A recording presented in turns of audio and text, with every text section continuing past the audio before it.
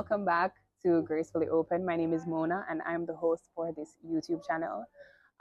For those of you who are new here, let me give you a warm, extra special welcome to the Gracefully Open family.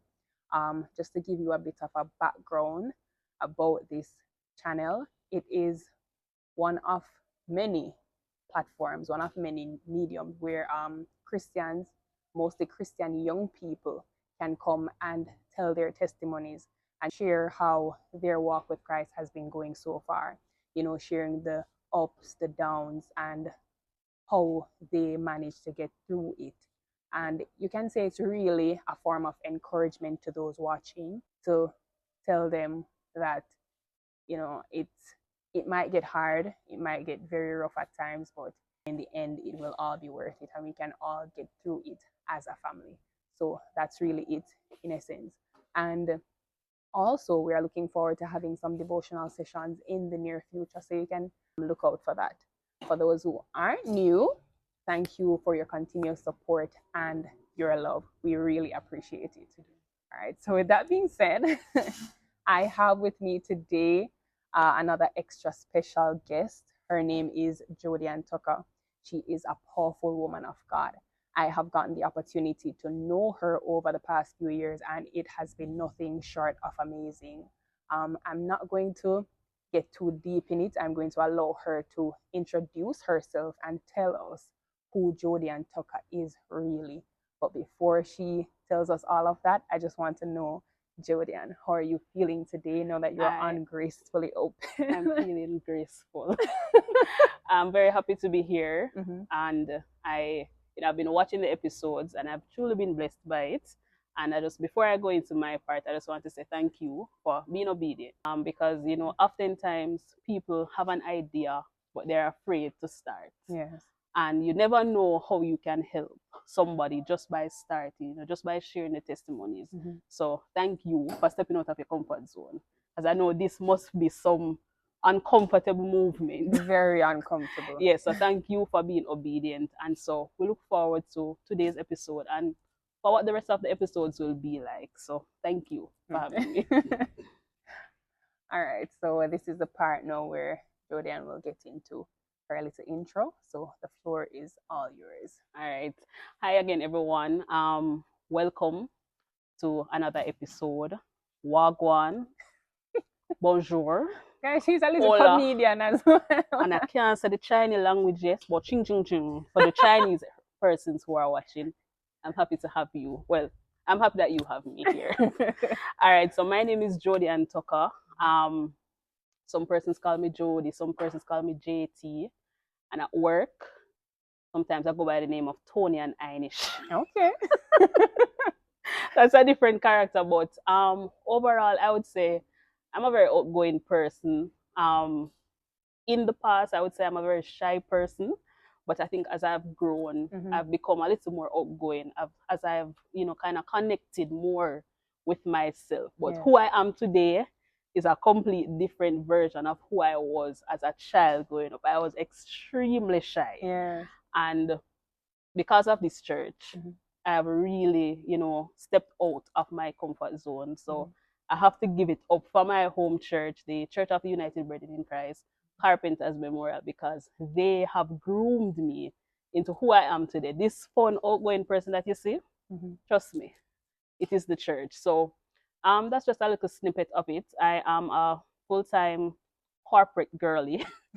I also recently started my online travel biz, so you can call me an entrepreneur too. Yeah. And I am fully committed to the things of God. An active member at the church here at Golden Spring. And so overall, I'm just a rounded individual, if you want to put it that way. And so I enjoy life. I enjoy going out and having fun. I love adventure things. You know, I'm the person who would go out and climb. If you want to go up to the mountain, I'll climb, go up there. If you want to jump off of the stuff, if you want to swing, yeah. And I love water, but I can't swim. But that is Jody in a snippet. Okay. All right.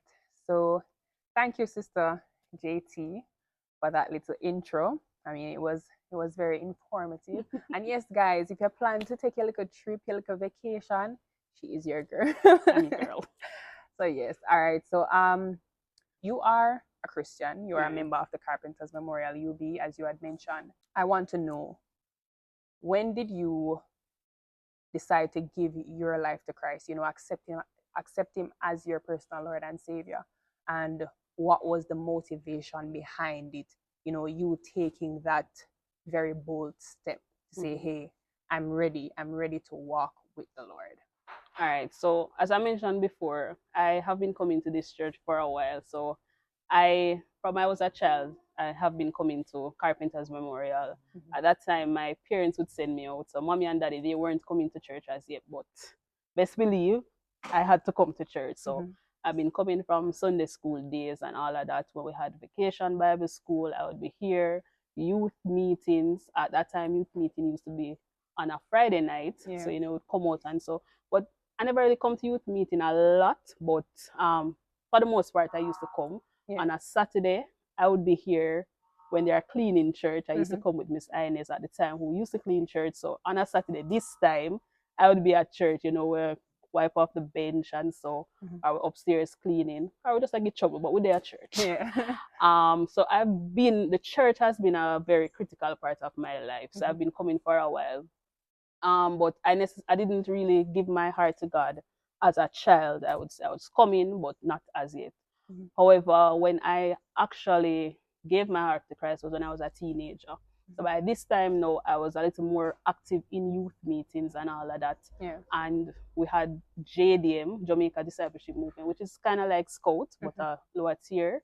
So that's what we started from. So being so active in all of those things, youth participating in youth rally and all of that. Mm-hmm. I think the time came, and I I decided to move in, well, to accept Christ at 1st. Mm-hmm. So I was one of those persons who went to the altar every chance I got. Every time the altar call, yeah. You were there. Because, you weren't really sure. So, the pastor do the altar call and all of that. And you go because you don't want tomorrow come and you're not sure where you stand, right?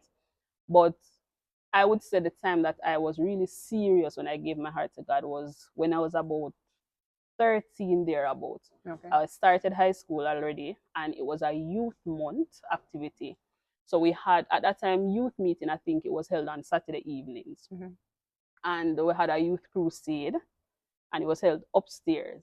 And I think that was the time when I was, I made up my mind at that time that yes, I've accepted Christ. I know for a fact no. And it wouldn't be a case of just going because I was afraid at that time. So I would basically say I got saved at the age of 13, thereabout. Okay. In terms of being baptized, I moved into water baptism, I think about a year later or so. By that time, I think I was in about 9th grade. So I think I was 14 years old, thereabout. I got baptized on December 31st. Oh. Watch night service. That's when I got baptized. It was a very cold night. I remember it was about 4 of us who got baptized. Well, before I go there, so there was a big baptism, I think about the September before. So remember, I had already accepted Christ and all of that, but I just started high school. I was going to Excelsior at that time. Yeah. In Mountain View there. So, say, I'm a nerd place per se. Yeah, I'm not really nerd. We're not really nerd or anything like that. But, you're just like getting your teenage years and you kind of just want to be a teenager. And just finding yourself. Right. You go to church, but you don't necessarily want to be dubbed as a Christian in a sense. Like, people know that you're a Christian, but you still kind of, you want to be in the know, right? So when they had that baptism, I think it was like about 20 young persons who got baptized. Wow. That's probably one of our biggest baptisms at church. And I remember one day I was home and Sister Lorraine called, to ask my mother if I wanted to get baptized. And I was literally there. My mother was there, my aunt. And I just wanted to disappear. Oh. Because I never want to move into baptism yet. Like, I was just so terrified. It's like I'm here. It's like, oh, we're sitting here. And it's like I disappeared in thin air. Oh, my. And like, it's like fear just came over me. And then I think mommy told her that she would speak to me and all of that. And my aunt was saying, why you don't want to get baptized, Jody? And I don't have nothing to tell her. At the same time, I was still kind of shy and reserved. Yeah. But I know some don't really want to do it yet. And all of that. And I know, I just go in fear. And I didn't get baptized at that time. But then as the months went on and all of that, so that was September thereabout. So you Yeah. have October and then you have November, which is our youth month celebration. You know, we're doing a lot of youth activities. I couldn't necessarily participate in church because by then I wasn't a member yet. So Yeah. you know, you're seeing all of those things and all of your friends get baptized and all of that, and you're like, you kind of the out here. So you're coming to church, you're participate at youth meeting and in sports and all of that, but some things you are not able to participate in. And I think like it's almost like I started getting like I started thinking ahead and I saying, you know, like I come into church and I'm almost a part of the activities, but I'm not. And then I thought about and I'm saying, in the same way, coming to church, but what if I die and things not right? Because though I said I've accepted Christ, it's not like you're still living out the full Christian life. And that was a real, you know, thought-provoking moment for me, mind-blowing, I would say too, because I'm like, what if? Yeah. And then I think that is when it's like God spoke to me, I must say. It was a real kind of, you know, inner thoughts happening and all of that, and really wondering and reflecting. As a 14-year-old, you know, like real deep thought. Like I think I had a real moment by moment real conversation with God, like a deep introspection and all of that. And then I say, well, yeah, this is it. I'm going to get baptized. I remember at that time, it was 3 young persons who were being counseled at the time. So myself, Brother Jermaine, and another young man by the name of Michael. I think he was Michael Allen. Haven't seen him in a while. And we were coming and going, preparing to get baptized and all of that. And two of them they never move forward. And I'm like, man, I don't want to come to church or come to practice. I want to sell me out like this. So me I say, you know. But I still moved into the baptism and in December with some other adult persons, and I just never looked back since. Wow. So yeah. So I don't think it was I had outside influence, but for the most part it was just me having a real deep talk with myself and really I guess talking to God about it, and that's how I moved into it. So I always say I'm a lone ranger. And most of my friends, they say, well, not friends, but persons who go to school, they would say I'm a lone ranger because most of the time I'm alone. And I think I'm a lone ranger in a lot of regards because as it relates to that, I never did it because of my friends. Yeah. But just, my sister them gone leave me. But now I realize that I have to make that decision on my own. And that's just what I did. And here I am. Glory years be to later. God. Glory. And that was just the enemy, you know, Yeah. trying to prevent you from taking that step because he knew that you were meant for greatness. Right. And you know, him have to do everything in power to distract and prevent, right? Yes, yes. But thank God, you know, glory be to God, great things he has done. And you are now here, a part of this wonderful church family, Right. doing great things. All right. So as you reflect on your journey, is there a moment or experience that really stands out to you as life changing? Right. So there are many. There are many. I think I'm one of those young persons who I would say, like, I don't know how to put this, but I remember once I was coming from a sports youth camp reunion it was. And I was like, I can't bother with this, you know, because I have so much things to do at that time. I think I was youth president here. Okay. And I think I was also on the conference's youth board. At that time, I was serving as secretary and I believe PRO at that time. In those days, I make it sound like a long time, but I'm not so old. Though you were on the conference board, and that's for the national, all the churches, for those who don't know, you could still kind of participate in some activities at a lower level. Like maybe like if I was netball, I could probably go and play netball, but I can't be too much in there because I'm a part of the board. Okay. And then, so I would be there the entire day working for the conference, working for church because I organize for ensure say our church people are put together, everything is okay. And then after that long day now, when we are to go home, I am to ensure that everybody's on the bus and everybody have what they're supposed to have. And that was really overwhelming for me. And I'm like, I can't bother with this, because I'm young. I kind of just want to live my life. Me, I feel look after people.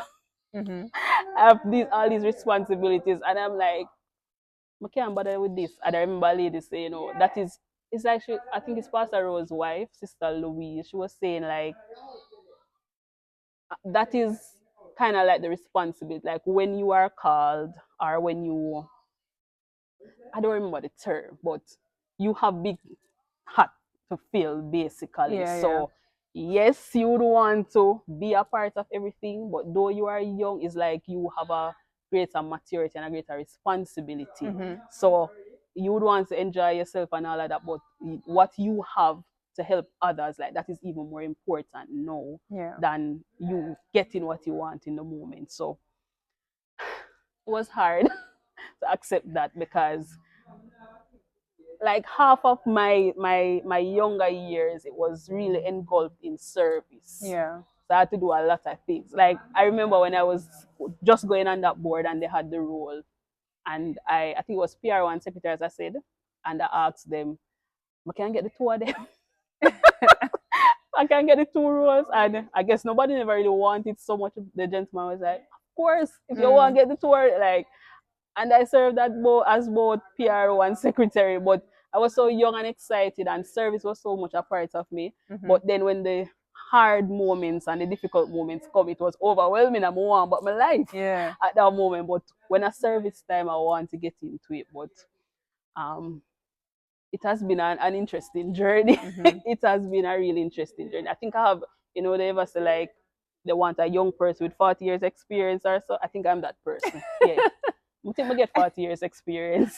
So I think another moment that really allowed me to, one, not only think about myself, and also about the things that I have to do, and just about my journey and all of that, was one evening I came home from work, I believe. It was a regular day at work. I did what I needed to do. I got home and I sorted out myself, I guess, a scroll, do what I needed to do for church, etc. And I was just kind of, cooling down now to go to bed. And I was up praying. I remember I was seated just like I am now. And I remember started to pray. And probably it never seemed like it was very long, but I think the next thing that I remember was my father calling me. And it's like he was saying, Jody, Jody. I don't even know if I was hearing, but I think, well, I guess after I woke up. So it seems like in the moment that I started praying, I may have been so overwhelmed from the day's activity and all of that. It seemed like I was knocked out. So I started praying. I remember that clearly. I began praying and all of that. And then Daddy said he heard the chair, because it was a plastic chair, he heard it tumbling down. Like, so it was like, I was falling over, hitting up on the bed and the dresser and everything. And they were calling me and I wasn't answering. So I decided I didn't know what was happening. So he said that when he came around into the room, he was calling me. He couldn't hear me. I was unconscious. I'm not responding. I'm shaking and all of that. And I just don't know what happened. So I don't know how long that episode lasted, because I never had something like this before. I don't have any known cases of any form of seizures or anything like that. But that happened. And I think that moment in 2020 changed my life probably forever, even to this moment. So like even for Daddy, whenever I'm in my room now, because I'm a person who go to bed late, so whenever I'm in my room now and I lick up something, as I touch something, as him hear the chair jar, he call out to me. Sometimes I feel say, Daddy, like nothing wrong with me, but I can't blame him, because he can remember when he heard the chair tumbling and him call out to me, and I am not answering. So it's like every time now he hears that, he remembers that moment. Yes, so that happened in March 2020. I was supposed to preach, I believe it was in June 2020, that same couple months there. So that was COVID, by the way. Yeah. And I I remember when it happened, Brother Jeremy was asking me if I still think that I can go ahead and preach and all of that. Mm-hmm. I mean, that happened one day. So I was like, yes, I still can do it. I still went on to do that preaching exercise. I preached on faith over fear, Mm-hmm. and it it worked out. That was my first time preaching and sharing, but I'm happy that I still pushed through despite what happened. Yeah. But that was a real life-changing moment for me. It has been a life-changing moment because everything that I do from that moment has been altered significantly. Yeah. So as I mentioned before, I go to bed late. Mm-hmm. I don't know, I can't sleep at night. And I can't wake up in the morning neither too. So that is another thing. Same thing with me. But since then I've had to kind of scale down Mm-hmm. the amount of things I do here at church, at work, in my personal life. It has changed how I know go about things. So Yeah. I still try to do things because I'm a worker. I'm a Mm-hmm. service person, and I don't just sit down and look. I get things done. Yes. But my body is not allowing me to do it as Mm-hmm. much as I think I can do, and as much as I would need to do. Yeah. So whenever, like now, so I had to go to the doctor. I did a lot of tests. I remember one time they couldn't really confirm what happened. Yeah. So even to this day, they can't say that I have epilepsy or Mm-hmm. seizure or whatever. I remember the doctor said it's kind of like on the spectrum, Mm-hmm. but they can't confirm. Yeah. So he gave me some meds for the spectrum or whatever it is. Yeah. But that kind of helped to, I guess, to stabilize things in my brain Mm-hmm. and all of that. But I've not had a case where they confirm it, so I just work with it, You're whatever. still But just here. yeah. But no, I know that I have to adjust. So I can't get too overly excited. I try because sometimes I love the excitement. Yeah. Yeah, but I have to control that. Like bright lights in the night, like flashing lights and all of that. I have to be Mm-hmm. very mindful of that and all of that. But yes, as I said, it has changed how I do things. So I had to kind of scale down the amount of things that I was doing at church Mm-hmm. and even at work. So like when I'm at work, sometimes I have to get up now and kind of walk. Because sometimes when I feel like literally like my head like move. Sometimes I feel like my head brain a come out of my head, like it, Wow. it feels like that. So even before I came here, I had a kind of headache like that. So when I woke up this morning, I had a terrible headache. So when it happens, it's almost like it's a hustle. So if you watch me sometime in church, you probably see I go like this. Mm-hmm.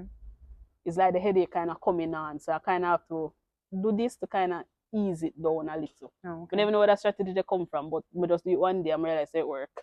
So I start doing it. So it's like it won't come out of my head. I'm not really sure what happened, but that's some of the coping mechanisms. So sometimes after when I sit down, I have to get up and walk. Mm-hmm. At work, we are upstairs, so I usually go at the window and look out. I call it my waving gallery because sometimes when the pressure hit me, I have to go just clear my head. Yeah. And all of that. So it changed that. Another thing I started doing is journaling and all of that. Kind of do things that kind of clear my mind. Mm-hmm. But when that happened, it sometimes you're afraid to go bed. Like in that time, you're afraid to pray because I was praying and it happened to me. So me no want pray again. I never want to close my eye and pray after that because me feel like every time when time me go pray, I felt like that would happen again. Obviously, it's not the prayer that caused it, Yes. but it was during the prayer that it happened. So it's Mhm. like every time now I'm to pray, I don't want to pray again. I am afraid of praying. Yeah. So even when I'm praying, I kind of pray and open my eyes because I don't necessarily want. Because I am thinking, I don't know if I go into another place or what. Because let me tell you, so before that happened, there were times when I'm praying and I go into a different realm. Wow. Yeah, I go. So when I pray, I move from this ordinary place. What is that like? Sometimes it's a little scary because like you don't know where you are. So like even when I'm praying at church, sometimes I pray and it's like I go to a different place where I can't see anybody. Or I like when can't you're doing the intercessory prayer? yeah. I can't see anybody or anything like that. It's a different realm that I probably go into. Oh. So I feel like I never really wanted to pray because I don't want to pray and go too far and then things happen again. So it was really scary. It was a really difficult time. Sometimes I never even want to read. I never really want to read the Bible so much because I just don't want to go into that place. I kind of want just the writers up on the surface. I don't really want to go too far. I just want to see you and talk to you, or I'm talk to my mother, I'm read the Bible, go so, or if I come off. But I'm not necessarily spend a long time. You just don't want to do too much. Yeah, because I don't want to go somewhere where no my brain go off and yeah, like that. So I remember also in the December that was watch night. So at that time we had to do watch night from home. And like me, I wonder if me I gonna live to the next day. Oh. I'm gonna want to sleep, but I remember sometimes I kind of fell asleep, but I kind of wake up back. I look around. So I don't know what I don't know what was happening, but I was so terrified. But it was really prayer and God, and just there were some members from church who came and pray with me. And my mother, she not stop prayer, even my father, because it was that was a trying time. Like it's almost like you're a healthy person, and then the next moment you're not a healthy person. And the thing is, you don't know what's happening. You don't know what's happening. You have to go to the doctor. So I went to the doctor. I did an MRI. I did another one. I think is MPI something. But I remember I went into the machine. I kind of have to stay still so for about maybe half an hour, and then my test, put on something for your head, all kind of story. Wow. I had a lot of tests to do. I remember one of the tests that I had to do was like 350 US thereabouts because it had to be sent overseas.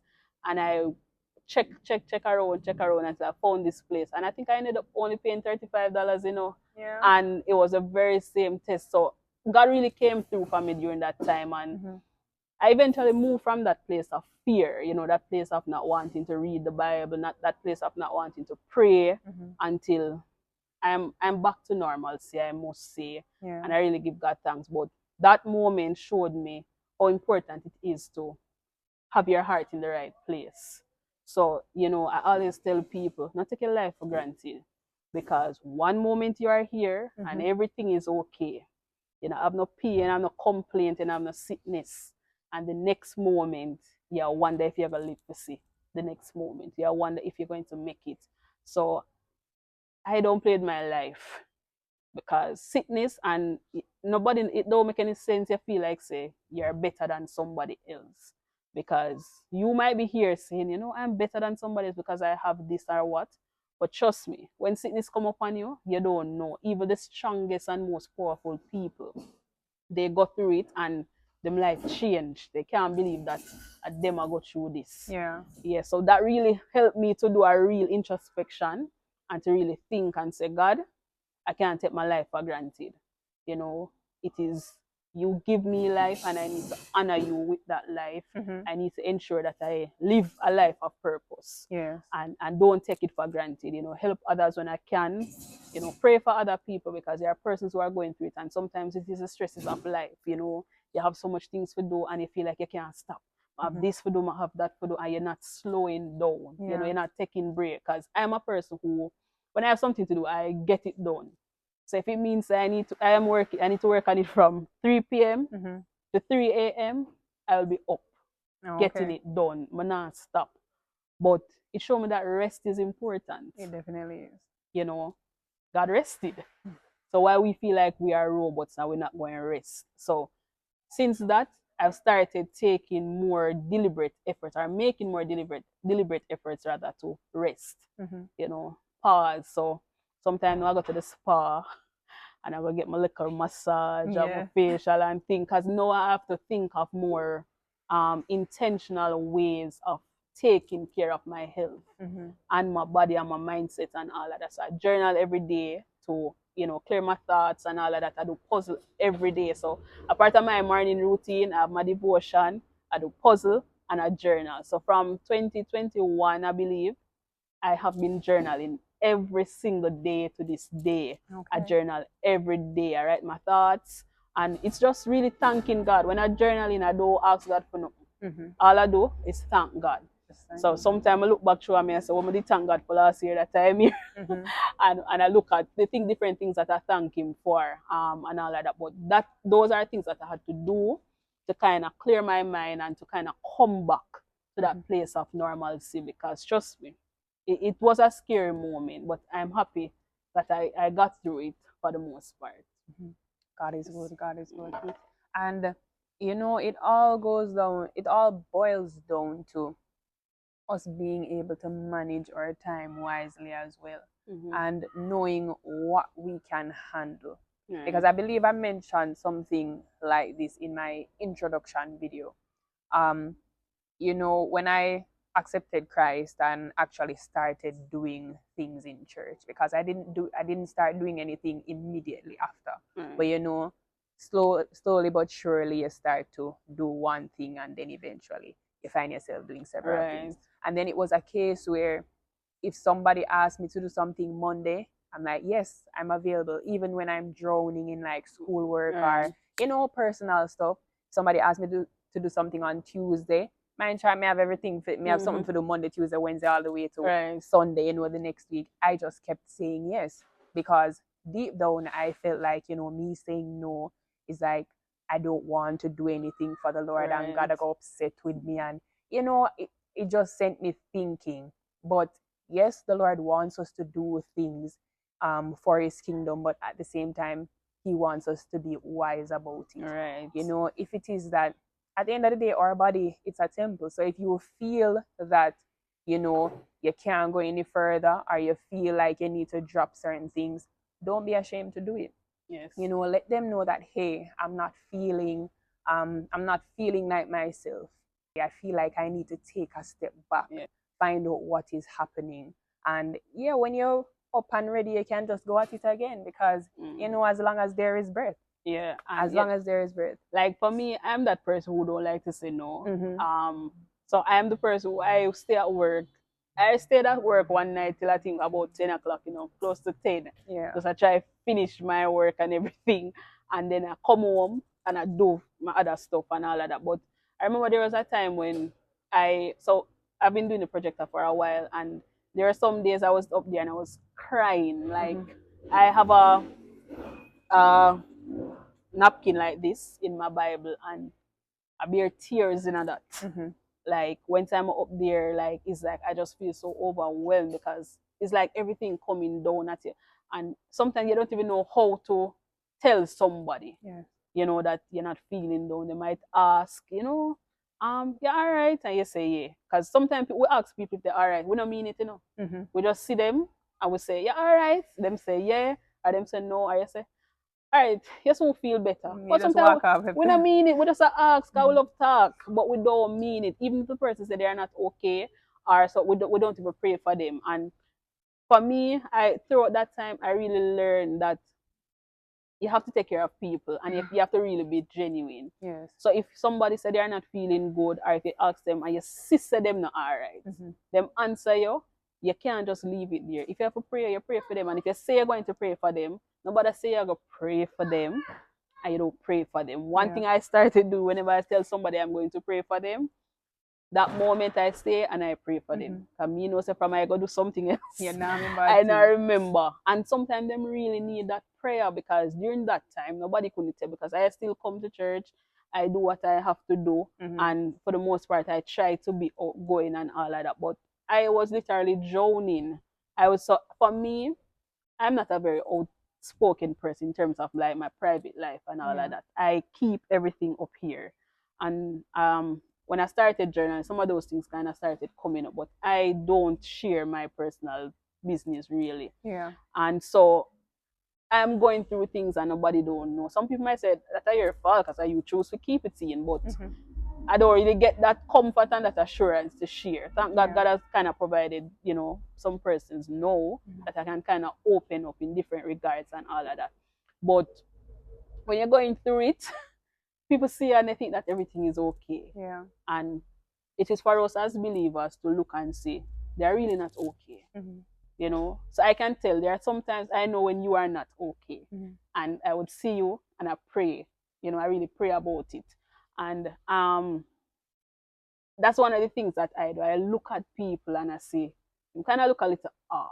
Yeah. You know, and I pray for them in my quiet. Sometimes I pray for people, you know, I say like, we need to come go now, cause yeah, but people really are hurt, and you have to look beyond the surface. Like you can't just see them and say whatever. So I'm reading this book now by Dr. John C. Maxwell. It's about the 21 irrefutable laws of leadership. Okay. And one of the chapters in it, it kind of speaks about touching people's heart before you touch their hands. And I think oftentimes we want things from people, whether we want them to support us or we want them to do something. We want to do something for them, like, you know, give them something, so you can say we give them or something. We need their support in a way. But we've never stopped to say, you know, are you okay? We've never stopped to pray for them. We've never stopped to encourage them. But the moment we want something that involves them, we reach out to them. And, you know, he mentioned that if you are always seeking something from somebody before you really connect with them, before you really know what is happening in their life, what is happening in their minds, what is how they are feeling, they can't get the results. So it just won't be a profitable relationship. Because you are taking something from them even before you kind of add some form of value. So before you reach out a hand or extend a hand, ask for a hand, you have to touch their heart. You have to connect with people first. And I think that's something that we all need to work on, whether in the church, community, in the world overall. We only go to people when we need something, and we have to get beyond that because people are hurting. Yeah. You know, people are go through struggles.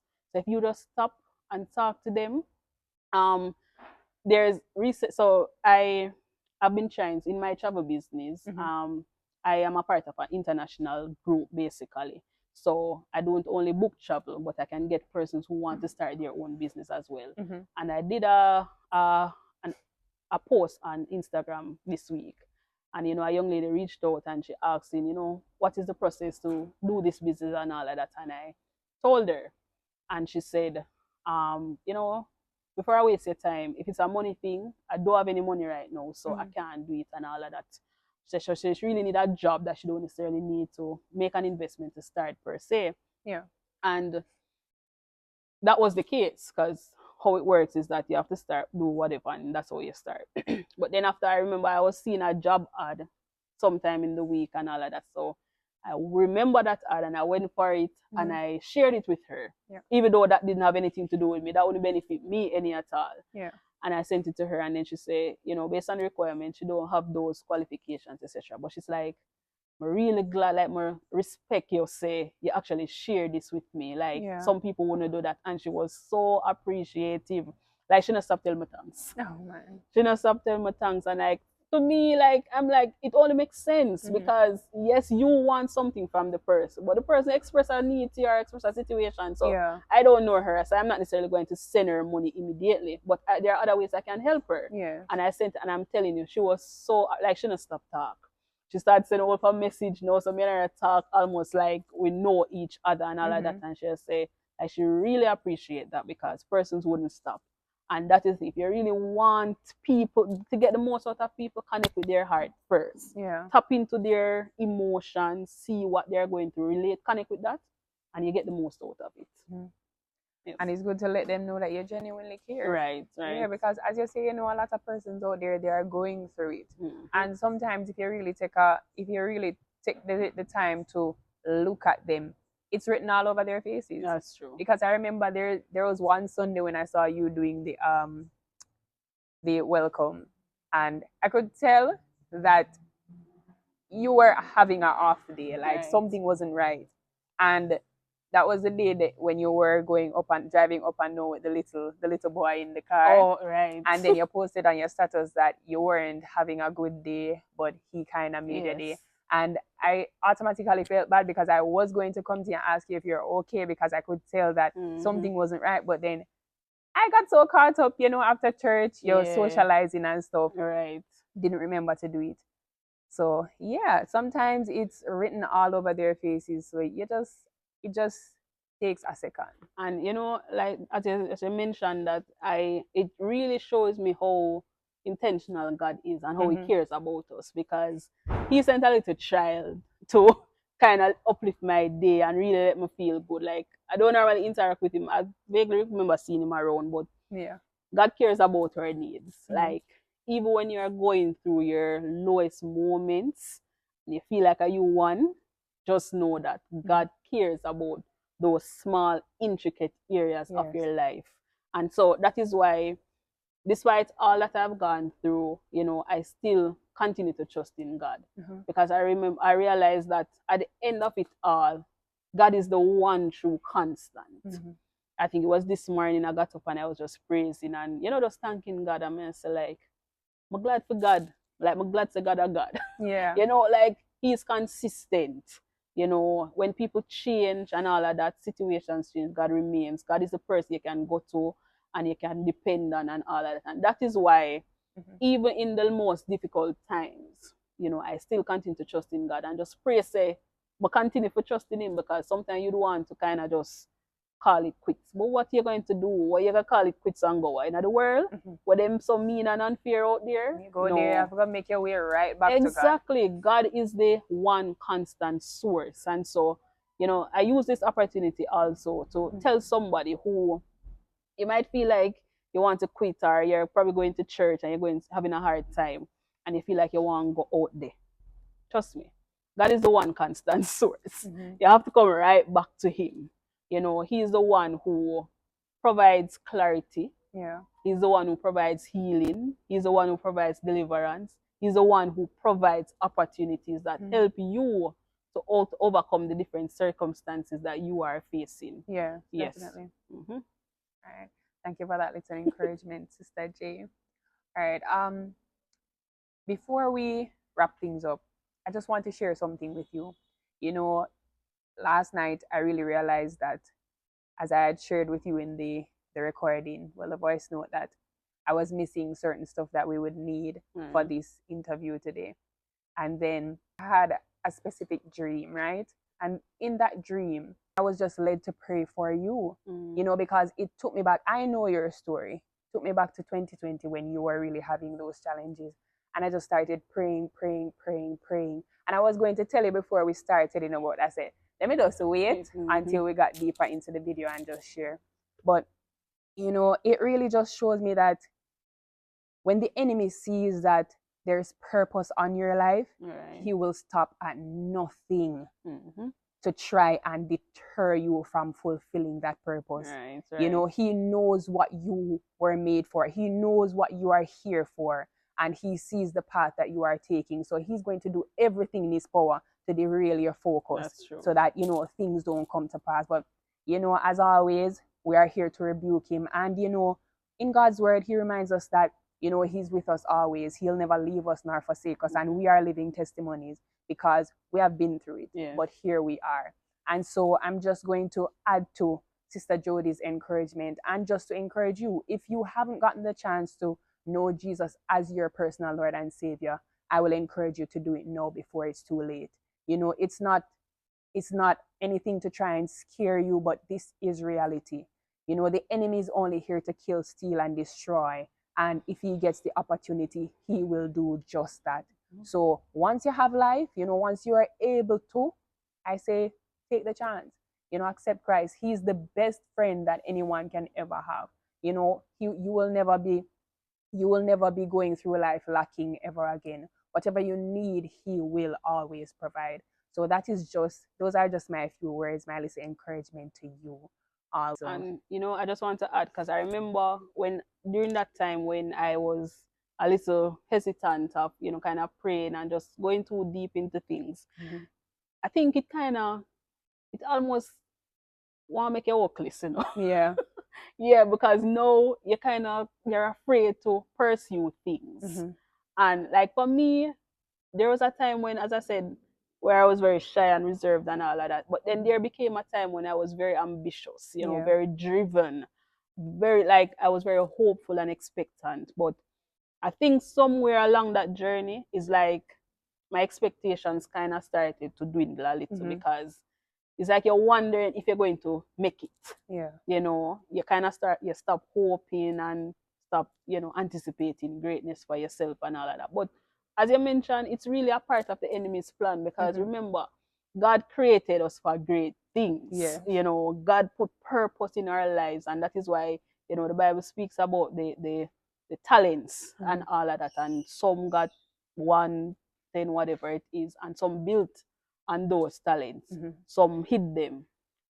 But God gave me talent. God gave me purpose and all of that. And it is my responsibility to add on that. So now when I come and I say, I'm no longer going to dream. I'm no longer going to pursue things. Who is that pleasing? Is the enemy? That is the enemy's plan in wanting to let you settle, be afraid to try new things. Yeah. And like I'm seeing now some things that are happening, and I'm saying, like, this are the me, this are the real me. Yeah. And I know that was really a plan of the enemy, just wanting you to limit yourself and all of that. But it can't be. If God gave us talents to build on, how is it we are going to say we're not going to build on? How are we now going to hide those talents? Yeah. Because we feel like, say, if we pursue them, then we'll go too far. Really a plan of the enemy. So if you're being fearful, get out of it. Like, there's no success in your comfort zone. And even for you, on this platform, you have to be consistent. Definitely. You have to be consistent, because how are the stories going to be told? How are people going to share? Like, one of the things that I'm very grateful for with my travel business is that I get to connect with the person who may not necessarily thought they were well to go to a travel agent and to go to a particular place. It's like in my area now, I am connecting with everybody who them probably never know if them could have go to a hotel or whatever. But because I brought it so close to them, now it is possible for them. Yeah. And I'm saying, like, just like that, I am making dreams come true. Like, just as simple as that. And it's the same thing for you. The person who may not be able to go on not all angles, them top podcasts or whatever it is, up on TV, they might not be able, them can't go share them story there. But then when you come to the ground level here, and you interview me, I'm not going to go on an interview another time. Well, I don't know. Maybe because I can get rich by next year, right? So maybe I want to go sim up on the platform. I don't know. But for now, right? So you come now with this opportunity. You are providing that platform for others to share their story. And this will be shared 1,000 times. And so it will come across somebody who is going through something that I'm going through. And they will be blessed by it. And so that is why you can't hide your purpose. You can't hide the talents, because in your stepping out, you are breaking glass ceilings for other people. And the word of God is being shared. God did not give us a spirit of fear. God knows that fear something is not from God.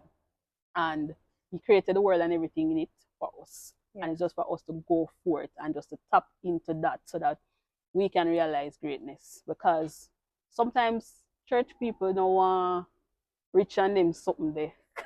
Sometimes they don't want success. But for me, I'm always saying, God, if I don't get that success, what are the other persons coming behind me? What will be their goal and their dream? Who will be their role model to say, she's a believer, she's a Christian, but she is so successful.